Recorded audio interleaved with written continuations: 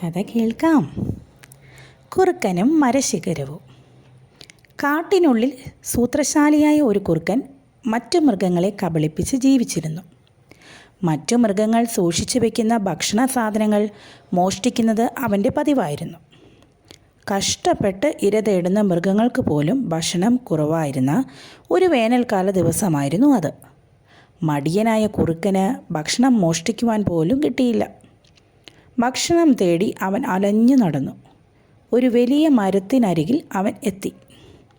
മരശിഖരത്തിൽ ഒരു വലിയ പൊത്ത് അവൻ കണ്ടു. പൊത്തിനുള്ളിൽ എന്തോ ഒരു മണം. പൊത്തിനുള്ളിൽ ആഹാര സാധനങ്ങൾ എന്തോ ഉണ്ടെന്ന് അവൻ മണത്തറിഞ്ഞു. വിറക് ശേഖരിക്കുവാനായി പോയ മരം വെട്ടുകാർ സൂക്ഷിച്ചിരുന്ന ഭക്ഷണപ്പൊതിയായിരുന്നു അത്. അത്യാഗ്രഹിയായ കുറുക്കൻ ആഹ്ലാദത്തോടെ പൊത്തിനുള്ളിൽ ചാടി ഇറങ്ങി ഭക്ഷണം കഴിച്ചു തുടങ്ങി. ഭക്ഷണം മുഴുവൻ കഴിച്ചു കഴിഞ്ഞപ്പോൾ അവൻ്റെ വയർ നിറഞ്ഞു. ഭക്ഷണത്തിൽ സംതൃപ്തനായ അവന് ദാഹിക്കുവാൻ തുടങ്ങി. പൊത്തിനുള്ളിൽ നിന്നും അവൻ വെളിയിലേക്ക് ഇറങ്ങുവാൻ ശ്രമിച്ചു. കഷ്ടം, സാധിക്കുന്നില്ല. വയർ നിറഞ്ഞു കവിഞ്ഞിരുന്നതിനാൽ എത്ര ശ്രമിച്ചിട്ടും അവന് വെളിയിൽ വരുവാനായില്ല. കുറുക്കന് കുറ്റബോധം തോന്നി.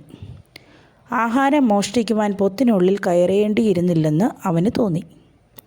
ഇതിനിടയിൽ മരം വെട്ടുകാർ ഭക്ഷണം കഴിക്കുവാനായി തിരിച്ചു വന്നു. പൊത്തിൽ നിന്നും രക്ഷപ്പെടുവാൻ ശ്രമിക്കുന്ന കുറുക്കനെ അവർ കണ്ടു. അവർക്ക് ദേഷ്യം വന്നു. വടിയെടുത്ത് അവർ അവനെ പൊതിരെ തല്ലി.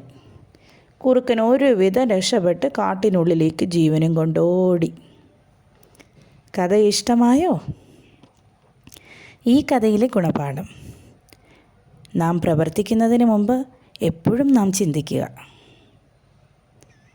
കഥ കേട്ടുകൊണ്ടേയിരിക്കണേ സ്റ്റോറി മോമിനോടൊപ്പം. Thank U.